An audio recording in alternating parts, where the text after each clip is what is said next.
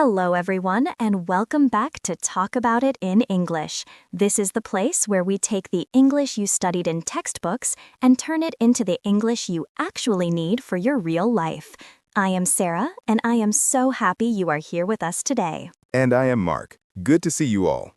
Today, we are tackling one of the biggest, most frustrating problems for anyone learning a second language.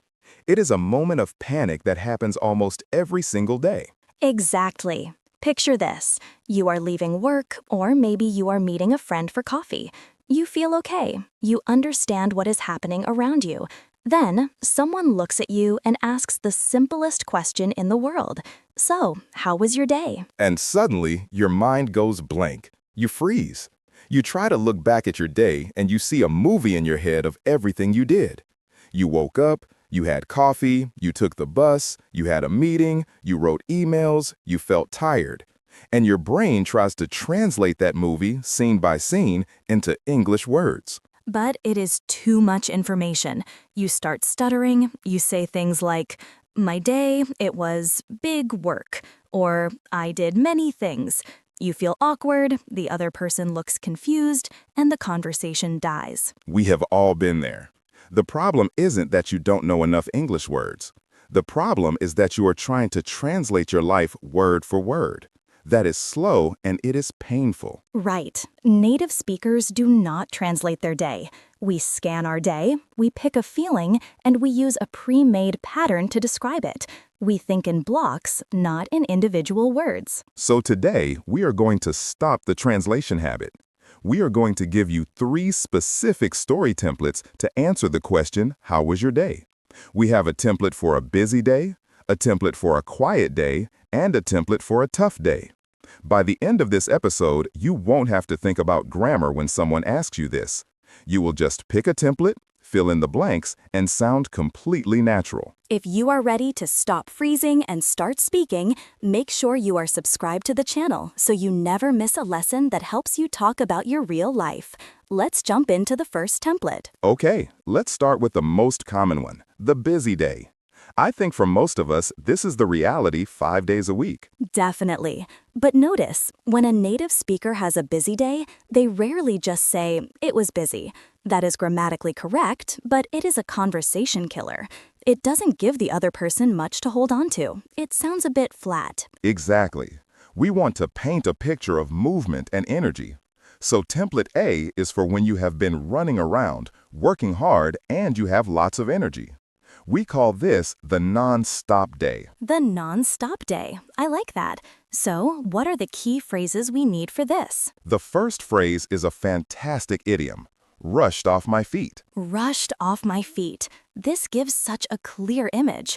It sounds like you are moving so fast that your feet barely touch the ground. Yes, it implies that you were physically active or mentally sprinting all day.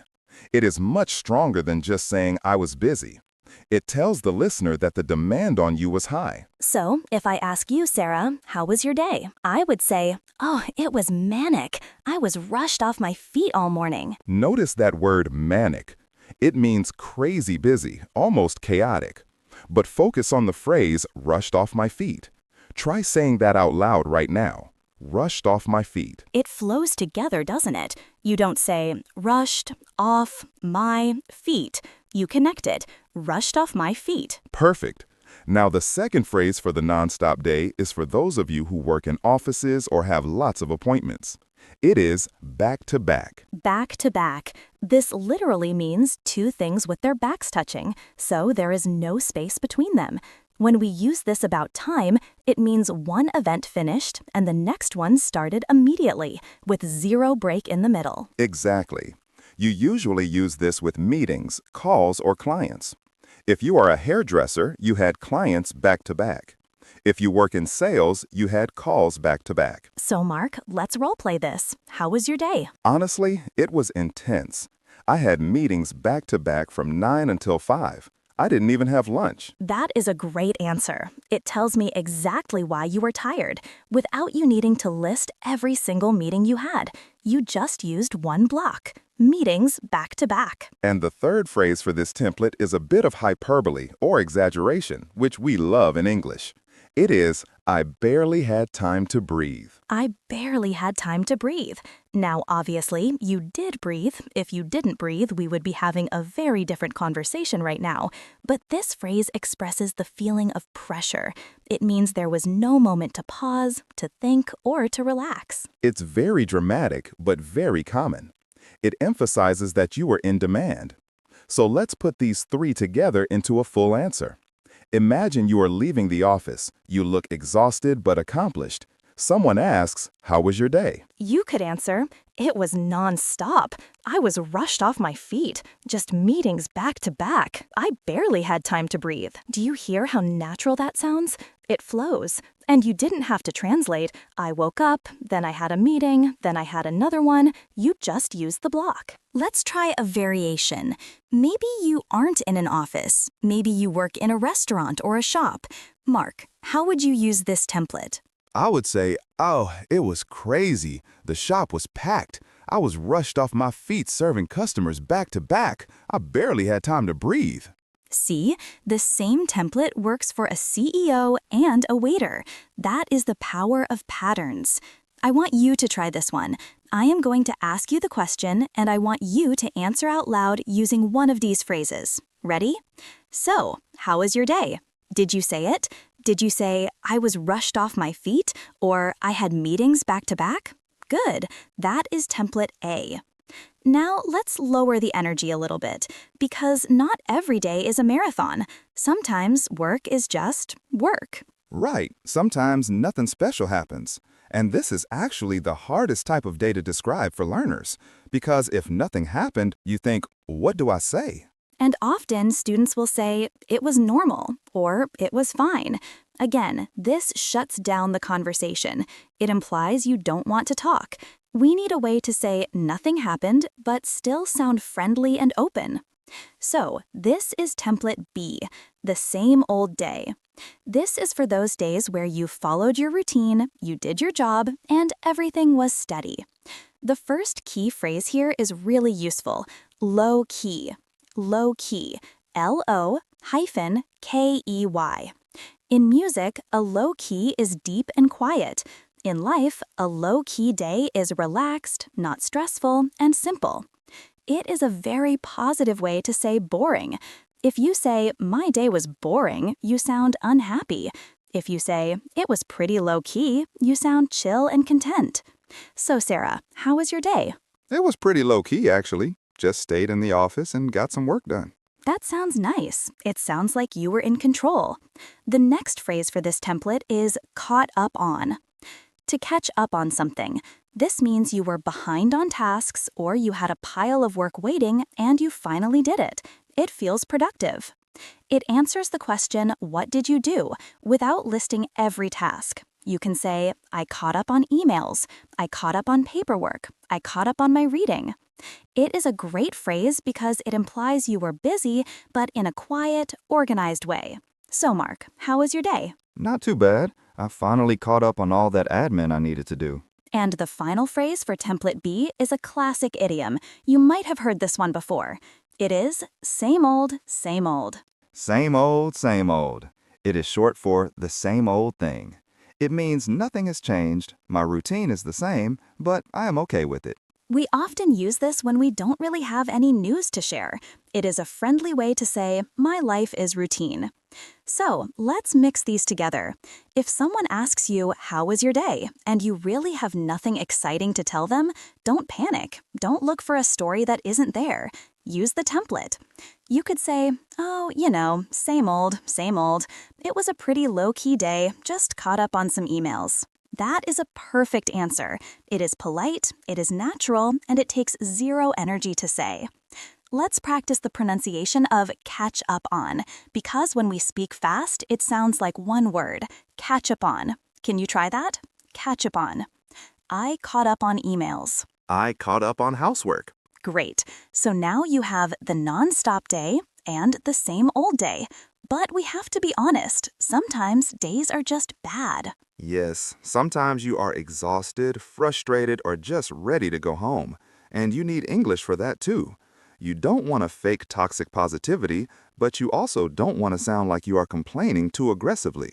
That is a delicate balance in English, isn't it? If you complain too much, people might back away. So template C is the rough day. It helps you express that things were hard, but in a way that bonds you with the other person. The first phrase is, it really dragged on. To drag on. Drag on. Imagine dragging a heavy bag across the floor. It is slow, it is heavy, there is friction. When a day drags on, it feels like time stopped. 2 p.m. felt like it lasted for 6 hours. We use this when we are bored or when the work is tedious. Sarah, how was your day? Honestly, it really dragged on. I was staring at the clock by 3 p.m. We have all felt that. It is a very relatable feeling. The listener will immediately have empathy for you. The second phrase is for when you run out of energy completely. It is, I hit a wall. I hit a wall. Physically, if you run into a wall, you stop. Mentally, this means you reached a point where you could not think or work anymore. You were done. You might say, the morning was okay, but I hit a wall around 2 p.m. I just couldn't focus. This is a great phrase because it explains why you might seem quiet or tired now. You are telling the other person, my battery is dead. And the final phrase for the rough day is simple relief. It is, I'm just glad it's over. I'm just glad it's over. This is the perfect way to end a story about a bad day. It puts a full stop on the negativity. So let's put template C together. Maybe you had a tough client, or your computer broke, or you just felt tired. Mark, how was your day? To be honest, it was a bit rough. The afternoon just dragged on forever. I hit a wall after lunch. I'm just glad it's over, to be fair. Notice that little phrase Mark added at the start? To be honest. That signals to the listener that you are going to tell the truth, not just give the polite answer. It prepares them for a slightly negative answer. And at the end, saying, I'm just glad it's over, signals that you are ready to relax. It invites the other person to say, let's get a drink or let's watch a movie. So those are your 3 templates, the nonstop day, the same old day, and the rough day. But we are missing one crucial piece of the puzzle. Conversation is like a game of tennis or ping pong. If someone hits the ball to you and you catch it and put it in your pocket, the game ends. You have to hit it back. If I ask, how was your day, and you give a perfect answer using template A, but then you just stop talking. Silence. It gets awkward again. You need to return the serve. We call this the ping pong technique. It is how you bounce the question back to the other person immediately. And you don't need complex grammar for this. You just need short, punchy questions. The simplest one is, how about yours? How about yours? You answer, then you ask. It was low-key, just caught up on work. How about yours? Or even shorter. You? It was manic. I'm glad it's over. You? That works perfectly with friends. If you want to be a little more specific, you can use, what did you get up to? What did you get up to? This is a very natural way to ask, what did you do? It sounds much friendlier than just, what did you do? Which can sound like an interrogation. What did you get up to? It implies activity. So Sarah, let's try a full conversation. I will start. Hey Sarah, long time no see. How was your day? It was good, pretty low-key. Just caught up on some reading I needed to finish. What did you get up to? Oh, mine was non-stop. Meetings back to back all morning. I'm exhausted. See how easy that was? We didn't translate, we didn't pause to think about verb tenses, we just used the blocks. I used template B, Mark used template A, and we used the ping pong technique to keep it moving. This is the secret to fluency. Fluency isn't about knowing every word in the dictionary. It is about having these patterns ready in your pocket so you don't have to build every sentence from scratch. So here is your mission for today. I want you to look back at your actual day today, right now. Was it nonstop? Was it same old? Or was it rough? Don't try to translate the specific details of your lunch or your commute. Choose the template that matches the feeling of your day. If it was nonstop, practice saying, I was rushed off my feet. If it was same old, practice saying, it was low-key, same old, same old. If it was rough, practice saying, it dragged on, I'm glad it's over. Say it out loud. Seriously, talk to your phone or your computer screen. Your mouth needs to practice the muscle memory, not just your brain. And once you have whispered it to yourself, I want you to do one more thing. I want you to go to the comments section below this video. Yes, right down there. And I want you to answer the question, how was your day? But you must use one of the 3 templates we taught you today. Don't write a long paragraph translating your schedule. Just use the phrases. Write, it was nonstop, meetings back to back. Or write, it was low-key, caught up on emails. We will be down there reading your comments, and we will help you if you get the phrasing a little bit wrong. It is the best way to make this stick. Remember, every time you use a template instead of translating, you are training your brain to think in English. You are breaking the habit of translation one phrase at a time. You don't need to be perfect, you just need to be understood. And these patterns are exactly how native speakers understand each other. Thank you so much for talking about it in English with us today. Whether your day was manic, low-key, or a bit rough, we are glad you spent this part of it with us. Absolutely. Keep practicing those templates. Next time someone asks you that terrifying question, take a deep breath, pick your block, and say it with confidence. You've got this. See you in the next episode. Bye for now.